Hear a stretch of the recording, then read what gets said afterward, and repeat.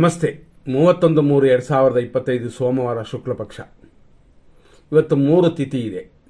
ಬೆಳಿಗ್ಗೆ 6:16ರಿಂದ 9:11ವರೆಗೂ ದ್ವಿತೀಯ, ಆನಂತರ ಬೆಳಗಿನ ಜಾವ 5:43ವರೆಗೂ ತೃತೀಯ, ಆನಂತರ ಚತುರ್ಥಿ. ಹಂಗಾಗಿ ಇವತ್ತು 3 ತಿಥಿ ಇದೆ. ಅಶ್ವಿನಿ ಭರಣಿ ಅಂತ ಇವತ್ತು 2 ನಕ್ಷತ್ರವಿದೆ. ಅಶ್ವಿನಿ ಬೆಳಗ್ಗೆ 6:16ರಿಂದ ಮಧ್ಯಾಹ್ನ 1:44ವರೆಗೂ ಅಶ್ವಿನಿ, ಆನಂತರ ಭರಣಿ ಪ್ರಾರಂಭವಾಗಿ ದಿನ ಪೂರ್ತಿ ಇರುತ್ತದೆ. ಇಷ್ಟೆಲ್ಲ ಇದೆ. ಇವತ್ತು ಏನು ಯೋಗವಿದೆ, ಹೆಂಗಿದೆ ಅಂತ ನೋಡೋಣ. ಅದರಲ್ಲೂ ಅಶ್ವಿನಿ ನಕ್ಷತ್ರ, ಭರಣಿ ನಕ್ಷತ್ರ ಶುಭ ನಕ್ಷತ್ರಗಳು ಅಂತ ಅಂತೀವಿ. ಆದರೂ ಇವತ್ತು ಬೆಳಗ್ಗೆಯಿಂದ ಮಧ್ಯಾಹ್ನ 1:45ವರೆಗೂ ಸ್ವಲ್ಪ ಆರೋಗ್ಯ ತಪ್ಪಿದರೆ ಆಪರೇಷನ್ ಮಾಡಿಕೊಳ್ಳೋದ್ರಲ್ಲಿ ಸ್ವಲ್ಪ ಡಾಕ್ಟರ್ ಸರಿಯಾಗಿ ಕನ್ಸಲ್ಟ್ ಮಾಡ್ಕೊಳ್ಳಿ. ಆಮೇಲೆ ಭರಣಿ ನಕ್ಷತ್ರ ಅದು ಶುಭವಲ್ಲ. ಅಂದರೆ ಮಧ್ಯಾಹ್ನ 1:45 ಮೇಲೆ ಕಾರ್ಯನಾಶಗಳು ಉಂಟು. ಹೊಸ ಕಾರ್ಯಗಳು ಬೇಡ. ಎಂದಿನಂತೆ ಮಾಡಿರುವಂಥ ದಿನನಿತ್ಯದ ಕಾರ್ಯಗಳನ್ನ ತಪ್ಪದೇ ಮಾಡ್ತಾಯಿರಿ. ಇವತ್ತು ಇಷ್ಟೆಲ್ಲ ವಿಷಯಗಳನ್ನ ಇವತ್ತು ನೋಡಿದ್ವಿ. ಆದರೂ ಇವತ್ತು ಕನ್ಯಾ ರಾಶಿಯವರಿಗೆ 100% ಚಂದ್ರಾಷ್ಟಮ ದೋಷ ಉಂಟು. ಅಂದರೆ ಉತ್ತರ ನಕ್ಷತ್ರದ 2, 3, 4ನೇ ಪಾದಗಳು, ಹಸ್ತ ನಕ್ಷತ್ರದ 4 ಪಾದಗಳು, ಚಿತ್ತಾ ನಕ್ಷತ್ರದ 1 ಮತ್ತು 2 ಪಾದಗಳಿಗೆ ದೋಷವಿದೆ. ಇವತ್ತಿನ ಸೂರ್ಯೋದಯ 6:16ಕ್ಕೆ, ಸೂರ್ಯ ಅಸ್ತಮನ ಸಂಜೆ 6:31, ಚಂದ್ರೋದಯ 7:31 ಬೆಳಗ್ಗೆ. ಚಂದ್ರನು ಅಂದರೆ ಮೂನ್ ಸೆಟ್ ಬರೋದು ರಾತ್ರಿ 8:33. ಈ ರೀತಿಯಾದ ಇವತ್ತಿನ ದಿನದಲ್ಲಿ ನಾವು ಫಸ್ಟೇ ಹೇಳಿದ್ವಿ 3 ತಿಥಿ 2 ನಕ್ಷತ್ರ ಅಂತ. ಅಶ್ವಿನಿ ದೇವಗಣ, ಭರಣಿ ಮಾನುಷೀಯ ಗಣ. ಆದರೂ ಇವರ ನಕ್ಷತ್ರ ಪಾದಗಳನ್ನ ನೋಡ್ಕೊಳ್ಳೋಣ.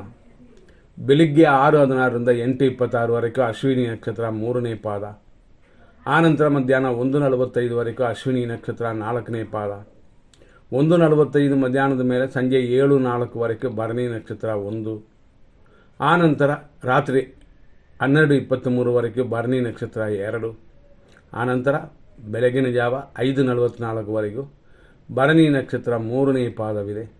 ಕೊನೆಯಾಗಿ ಭರಣಿ ನಕ್ಷತ್ರ 4ನೇ ಪಾದ 5:44ಕ್ಕೆ ಪ್ರಾರಂಭವಾಗಿ ನಾಳೆಯವರೆಗೂ ಭರಣಿ ನಕ್ಷತ್ರವಿದೆ. ನಾಳೆಯವರೆಗೂ ಅಂತಂದರೆ 1ನೇ ತಾರೀಕು 4ನೇ ತಿಂಗಳು. ನಾಳೆಯ ಭರಣಿ ನಕ್ಷತ್ರ 11:07 ಬೆಳಗ್ಗೆವರೆಗಿದೆ. ನಾಳೆಯ ದಿನ ಧನಕ್ಷಯ, ಅಂದರೆ ಹಣಕಾಸಿನ ವ್ಯವಹಾರ ಬೇಡ, ಬೇರೆ ಕಾರ್ಯಗಳು ಮಾಡ್ಬೋದು. ಆದರೂ ನಾಳೆ ಸ್ವಲ್ಪ ಗಮನ ಕೊಡಿ ಹಣಕಾಸು ವಿಷಯದಲ್ಲಿ. ಮತ್ತು ಇವತ್ತಿನ ವಿಷಯಕ್ಕೆ ಮತ್ತೆ ಬರೋಣ. ಇವತ್ತಿನ ಮಧ್ಯಾಹ್ನ 12:24ಕ್ಕೆ. ಇವತ್ತು ಅಭಿಜಿತ್ ಮುಹೂರ್ತ 11:59ರಿಂದ 12:48. ಅದೇ ಥರ ವಿಜಯ ಮುಹೂರ್ತ ಮಧ್ಯಾಹ್ನ 2:26ರಿಂದ 3:15. ಗೋಧೂಳಿ ಮುಹೂರ್ತ ಇರೋದು ಸಂಜೆ 6:30ರಿಂದ 6:54ವರೆಗೂ. ಈ ರೀತಿ ಕೆಲವು ವಿಷಯಗಳೆಲ್ಲ ಇದ್ದರೂ ಕೂಡ ನಾವು ಏನು ಮಾಡಬೇಕು ಅಂತಂದರೆ ಅದರಲ್ಲೂ ಬೇರೆ ಏನಾದ್ರು ದೋಷಗಳಿದೆಯಾ ಅಂತ ನೋಡಬೇಕು. ಆದ್ದರಿಂದಾಗಿ ಅದರಲ್ಲಿ ಅರ್ಧಂಬರ್ಧ ಇರಬಾರ್ದು. ಆ ವಿಷಯಕ್ಕೆ ಇದೆಲ್ಲ ನೋಡ್ತೀವಿ. ಉದಾಹರಣೆ 7:24 8:48ವರೆಗೂ ಅಮೃತಗಳಿಗೆ ಸೂಪರ್ ಅಂತ ಅಂತೀವಿ. ಆದರೆ 7:48ಕ್ಕೆ ರಾಹು ಕಾಲವೂ ಬರುತ್ತದೆ. ಆದ್ದರಿಂದಾಗಿ ಅಮೃತ ಕಾಲದಲ್ಲಿ 7:24ರಿಂದ 7:46ವರೆಗೂ ಮಾತ್ರ ಒಳ್ಳೆಯದು. ಉಳಿದಿರುವ 8:48 ರಾಹು ಕಾಲ ಕೂಡಿರೋದ್ರಿಂದಲೂ ವಿಷವೂ ಕೂಡಿರೋದ್ರಿಂದಲೂ ಶುಭವಲ್ಲ. ಈ ರೀತಿ ನೋಡ್ಕೋಬೇಕು. ಇದಕ್ಕೆ ನಾವೇನು ಮಾಡ್ತೀವಿ ಅಂತಂದರೆ ಗುರು ಹೊರೆ, ಅಮೃತಗಳಿಗೆ ಶುಕ್ರ ಹೊರೆ, ಚಂದ್ರ ಹೊರೆ ಮತ್ತು ಶುಭ ಹೊರೆಗಳೆಲ್ಲ ನೋಡಿ ಒಳ್ಳೆಯ ಸಮಯವನ್ನು ಸೆಲೆಕ್ಟ್ ಮಾಡಿ 100% ಅಂತ ಸಪ್ರೇಟ್ ಕೊಟ್ಟಿರ್ತೀವಿ. ಅದೇ ಥರ 100% ಕೆಟ್ಟೋದು ಅಂತ ಅದನ್ನು ಸಪ್ರೇಟ್ ಕೊಡ್ತೀವಿ. ಹಂಗಾಗಿ ತುಂಬ ಕಷ್ಟಪಡಬೇಕಾಗಿಲ್ಲ. ಇದನ್ನೇ ತೊಗೋಬೋದು. ಅಂದರೆ 100% ಗ್ಯಾರಂಟಿ ತೊಗೋಬೋದು. ಗುರು ಹೊರೆ ಅಂತಂತೀವಿ 8:19ರಿಂದ 9:20ವರೆಗೆ ಇದೆ ಅಂತ. ಆದರೂ ಈ ಸಮಯದಲ್ಲಿ ರಾಹು ಕಾಲ ಸೇರಿರೋದರಿಂದ ಗಮನ ಕೊಡಬೇಕು. ಇಷ್ಟೆಲ್ಲ ನೋಡ್ಕೊಳ್ಳಿ.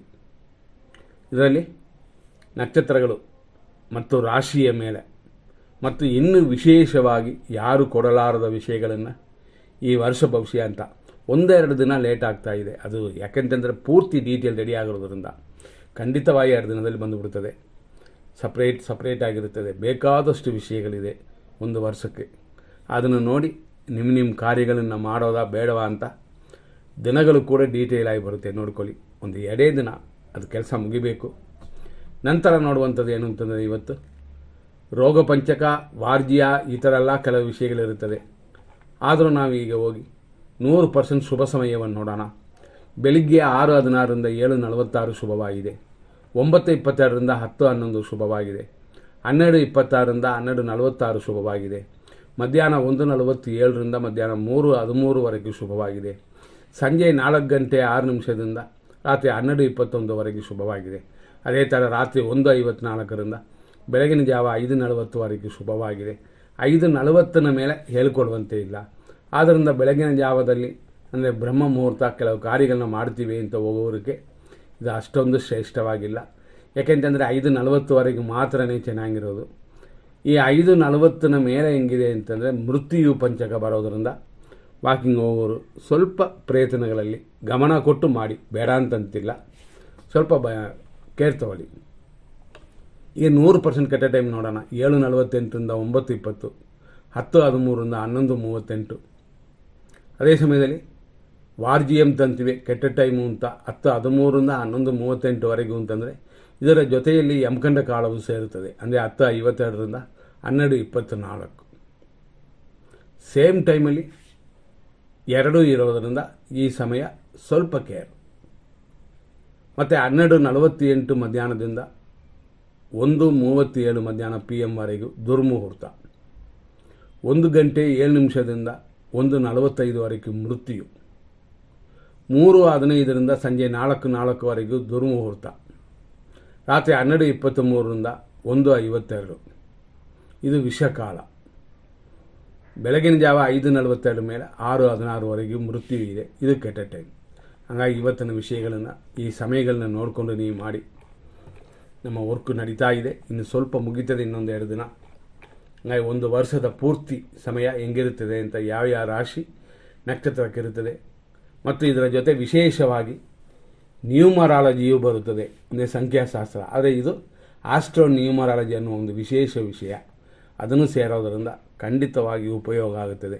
ನೋಡಿ, ಮುಂದಿನ ಸಂಚಿಕೆಯಲ್ಲಿ ನೋಡೋಣ. ಧನ್ಯವಾದಗಳು.